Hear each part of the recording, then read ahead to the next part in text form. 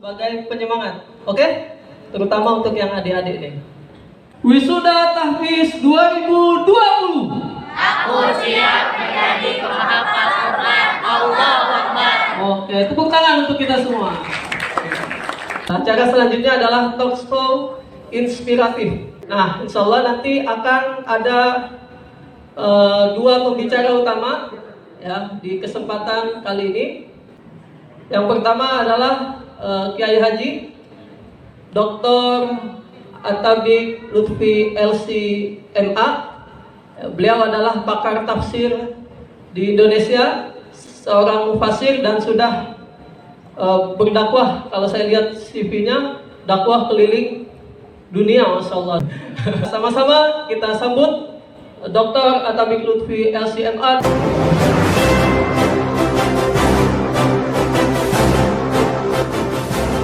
Oke, pembicara yang kedua, kecil-kecil udah jadi pembicara ya. Usia 8 tahun ya Ananda ya. 8 tahun lebih sedikit. 8 tahun sudah mampu menghafalkan 7 juz Al-Quran secara mungkin, bukan setoran aja, Masya Allah ya. Ananda Kisha ini ya, salah satu finalis dari Hafiz Indonesia 2020. Nah, sama-sama kita sambut Ananda Kisha Kamila Ramadhani dan ibundanya.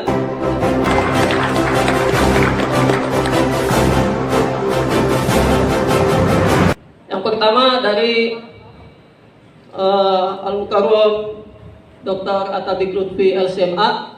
Ya, kalau yang suka nonton Indosiar, insya Allah nggak asing lagi. Ya, waktu Ramadan kemarin Ustaz ya, insya Allah. Ya, jadi juri program di Indosiar, juri dakwah ya, pencarian dai, insya Allah. Bisa dicatat mungkin Bapak Ibu yang mau undang ke acaranya, Masya Allah. Pekerjaannya adalah pengajar, dai, penulis. Pendidikan formal beliau ini Masya Allah ya, ini jadi motivasi untuk adik-adik ya yang akan melanjutkan S1-nya. Beliau sebelum mengambil S1 SMA di Pondok Modern Gontor ya, udah terkenal di Ponorogo, Jawa Timur. S1 beliau di Universitas Islam Madinah, jurusan Al-Quran dan Dirasat Islamiyah dengan gelar NC. S2 dan S3 beliau di Malaysia, Universitas Kebangsaan Malaysia, jurusan Al-Quran dan Hadis. Maka kita berbangga bisa mengundang beliau di acara ini. Pengalaman dakwah beliau ini di Belanda 1993, di Suriname, Austria, Amerika, Kanada, Hong Kong, Australia, Jepang, Inggris dan lain sebagainya. Dan juga beliau sudah banyak menghasilkan karya tulis, ya, karya ilmiah. Ini bisa menjadi semangat untuk kita semua. Tepuk tangan untuk Dr. Atabik Lutfi LC-MA. Oke, selanjutnya Kisha Kamila Ramadhani. Beliau adalah salah satu finalis Hafiz Indonesia 2020 yang ditayangkan di salah satu TV swasta. Ananda Kisha sedang bersekolah kelas 4 SD. SDIT Al-Quran El-Fawaz. Dan selain tahfiz, Ananda Kisha juga ini suka bela diri ya. Juara 1 kategori tanding pencak silat tingkat Jabodetabek. Masya Allah. Tepuk tangan untuk pembicara kedua kita, Ananda Kisha dari serta ibundanya. Kita langsung saja tanpa berpanjang kalam ya, kita sambut, kita dengarkan arahan, nasihat, hikmah dari Dr. Atabik Lutfi LC-MA. Untuk waktu dan tempat dipersilahkan. Terima kasih Pak Arya. Ibu saya duluan ya, Dek Kisha, nggak apa-apa? Atau Kisha duluan boleh? Bapak Ibu yang Allah muliakan, ada ayah dan bunda hadir semuanya. Ada yang saya cintai karena Allah Subhanahu Wa Taala, calon penghafal, calon hafid dan hafidhul Al-Quran. Bismillahirrahmanirrahim. Assalamualaikum warahmatullahi wabarakatuh.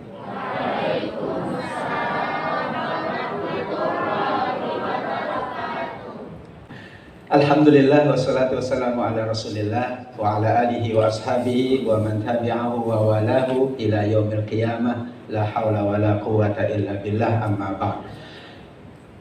Menghafal Al-Quran adalah sebuah anugerah kenikmatan yang sangat besar, yang wajib disyukuri, bahkan dibanggakan oleh kita orang-orang beriman. Surat Yunus ayat 58. Qul bifadlillah wa birahmatihi fabidzalika falyafrahu huwa khairum mimma yajma'un. Hanya dengan karunia Allah, fadlillah. Imam As-Sa'di mengatakan fadlillah artinya Al-Quran, berarti hanya dengan Al-Quran. Kenapa fadlullah diartikan Al-Quran? Karena Al-Quran huwa afdalun ni'am, nikmat yang paling agung adalah Al-Quran. Maka hanya dengan karunia Allah, yaitu Al-Quran, wa birahmatihi, yaitu al-iman, keimanan kita, itu adalah karunia yang agung. Maka kalian layak untuk berbahagia. Fabidzalika falyafrahu. Padahal kata berbahagia yang menggunakan istilah al-farah di dalam Al-Quran konotasinya negatif, kecuali bahagia dengan Al-Quran. Karena ada larangan di surat Al-Qasas ayat 76, la tafrah innallaha la yuhibbul farihin. Sudah nyampe belum? Belum ya. Dulu saya ngafalnya di atas empang, Pak. Karena di Sulawesi tahun 88 hingga tahun 89. Subhanallah, Kisha menghafalnya dari SD. Jadi saya kalah sama Kisha ini ya. Ustaz kalah sama Kisha. Kisha ngafalnya di pinggir trotoar Kemang, Pak. Oh, di pinggir trotoar. Subhanallah. Saya di atas empang. Jadi kami ke Empang karena di Sulawesi di Makassar ya. Itu ngafalnya di atas empang. Kalau udah letih tinggal nyari ikan di bawah empang. Hanya dengan karunia Allah yang dimaknai dengan Al-Quran, kemudian dengan rahmatnya yaitu mengimani Al-Quran. Padahal di surat Al-Qasas ayat 76 maaf, la tafrah, jangan kalian berbangga, jangan kalian bersuka cita. Berarti seolah-olah isyarat dari Al-Quran, kita hanya boleh berbangga, kita hanya boleh berbahagia, bersuka cita manakala kita dianugerahi oleh Allah dua kenikmatan. Kenikmatan pertama tentu al-iman, dan kenikmatan berikutnya adalah Al-Quran Al-Karim ya. Alhamdulillah anak pertama saya sudah selesai hafal Quran, dan itulah berkah dari Allah. Tadi saya terinspirasi bagaimana beliau anaknya pengen sepeda, dapat sepeda karena Al-Quran. Alhamdulillah sekarang di Jordan, kemudian yang kedua juga selesai tafidnya, dan sekarang di Turki dapat beasiswa. Masya Allah. Mudah-mudahan dengan doa Bapak Ibu semuanya, anak-anak kita seluruhnya insya Allah akan membanggakan kita, tidak hanya di dunia, tapi yang paling inti membanggakan kita di yaumil qiyamah kelak. Amin ya rabbal alamin. Yang kedua, masih boleh lanjut? Inspirasi ya. Kata yassarna yang tadi sudah disebut oleh Ustaz Arya. Di dalam Al-Quran, silakan Badu cek, terutama anak-anak kita, kata yassarna itu ada 6 ayat. Dan semuanya berbicara tentang Al-Quran. Padahal doa kita setiap hari adalah Rabbishrahli sadri wa yassirli amri. Surah Toha ayat 25-26. Atau doa kita adalah ya muyassira kulli asir, yassir alaina kulla asir. Kita ingin dimudahkan oleh Allah, tapi kita lupa, padahal kata kami mudahkan di dalam Al-Quran yang 6 ayat itu semuanya tentang Al-Quran. Kalau kita ingin dimudahkan berarti maka kita siap untuk menjadi ahlul Quran. Doa kita, ya Allah mudahkanlah, lancarkanlah urusanku. Doa kita juga, wahai yang memudahkan segala yang sulit, mudahkanlah semua yang sulit. Kalau kita ingin dimudahkan oleh Allah, dilancarkan oleh Allah, ternyata 6 ayat itu ada di surat Maryam, ada di surat Ad-Dukhan, dan 4 tadi di surat Al-Qamar. Ayatnya hafal? Bisa hafal nggak? Ayat berapa? Boleh nak sebut? Ayat 17, terus 22, terus 32 dan 40. 4 kali di surat Al-Qamar 17, 22, gampang hafalnya 32, 40. Surat Maryam, surat Ad-Dukhan, surat Al-Qamar, semua kata yassarna. Maka apa inspirasi dari ayat ini?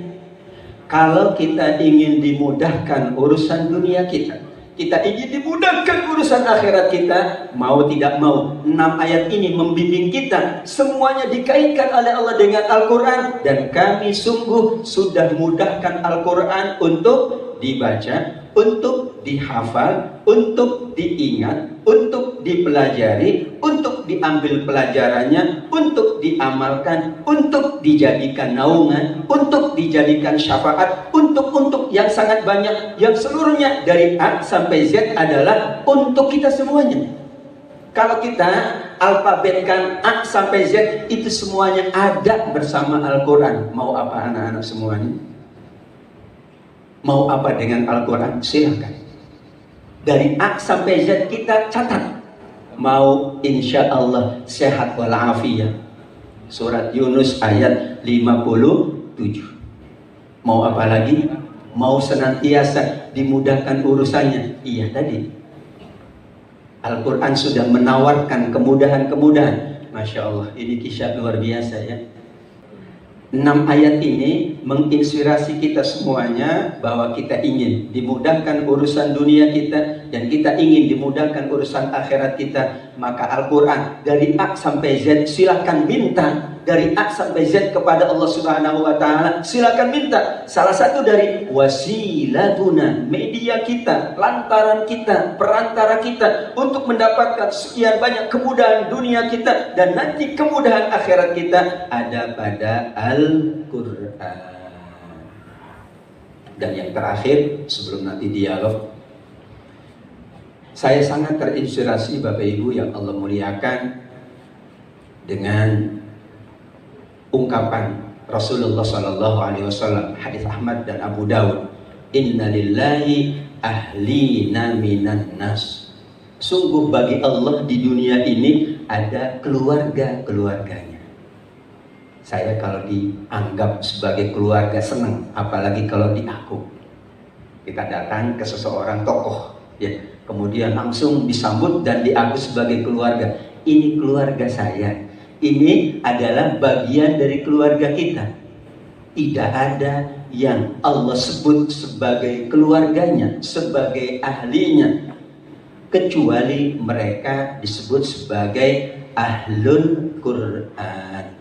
Innalillahi ahlina minan nas. Qalu man hum ya Rasulullah? Qalu ahlul Quran hum ahlullah wa khassatuhu. Ahlul Quran apa ya artinya? Kan Al-Quran ini segalanya ada. Maka Allah tidak menyebut hafidul Quran saja, Allah tidak menyebut qari'ul Quran saja, Allah tidak menyebut mufassirul Quran saja, Allah tidak menyebut muallimul Quran saja, Allah tidak menyebut ustadzul Quran saja, Allah tidak menyebut mutadabbirul Quran. Tapi yang Rasul SAW sebut adalah ahlul Quran. Kita kutip pandangan para ulama tafsir, ahlun bitilawati, memang dia ahli dalam membacanya, bagus. Bisa artinya dua, ahli secara ilmu dan ahli secara rutinitas baca. Yang sering baca disebut ahlul Quran, yang jarang bukan ahlul Quran. Bisa dua. Ahlun artinya secara ilmu dia menguasai, tapi ada ahlun yaitu secara al-mudawamah, kebiasaan. Kalau ia biasa baca Quran disebut ahlul Quran. Ahlun bitilawati, memang dia ahli membaca. Apakah ahli secara ilmu? Ada tajwid, ada fasoha, ada qiraat. Dulu saya belajar 10 qiraat, Ustaz Arya. Halo. Dulu saya belajar 10 qiraat, ya. A'udzu billahi minasy syaithanir rajim. Kira apa? Warsy. Sawa'un 'alaihim anzartahum am lam tunzirhum la yu'minun. Qiraah Warsh, yaitu silatul mim dan kemudian ibdalul hamzah. Yuminun, bukan yu'minun. Dulu waktu belajar ada teman dari Maroko, itu bacaannya Warsh, Qurannya juga Quran Warsh. Itulah karena kita belajar secara praktek langsung. Sekarang baca Imam Ibnu Katsir dari Mekah. Sawa'un 'alaihimu anzartahumu am lam tunzirhum la yu'minun. Bedanya tidak panjang. Tapi ada silatul mim, 'alaihimu. Kalau Warsh panjang 6 harokat, kalau Ibnu Katsir cuma 2 harokat. Saya lanjutkan saja. Yang ketiga, inspirasinya dari hadis Rasulullah SAW, ahlun bitilawati, ahlun bifahmi. Kita sebagai orang tua, sesungguhnya yang sudah Allah anugerahkan kita dari pengalaman-pengalaman itu, kalau kita rujuk kepada Al-Quran, kita menemukan banyak sekali kisah-kisah Al-Quran yang sesuai dengan pengalaman yang kita alami. Makanya ada pahit getir kehidupan, ada asam garam kehidupan, ada manis pedas kehidupan. Ini tentang teori keikhlasan Bapak Ibu untuk para ayah dan bunda. Ikhlas itu, sabar itu berbanding lurus dengan pengalaman seseorang menghadapi ujian kesabaran dan ujian keikhlasan. Ketika kita sudah mengalami sekian banyak pengalaman, makanya ahlun bitaklimi, mengajarkan Al-Quran ada secara keilmuan, tapi seperti yang disampaikan oleh beliau tadi, ada pengajaran Al-Quran yang berdasarkan pengalaman, dan itulah pengalaman itu guru yang terbaik bagi kita semuanya. Insya Allah kita akan lanjutkan setelah ini, setelah jeda berikut ini. Kita tunggu tayangannya. Assalamualaikum warahmatullahi wabarakatuh.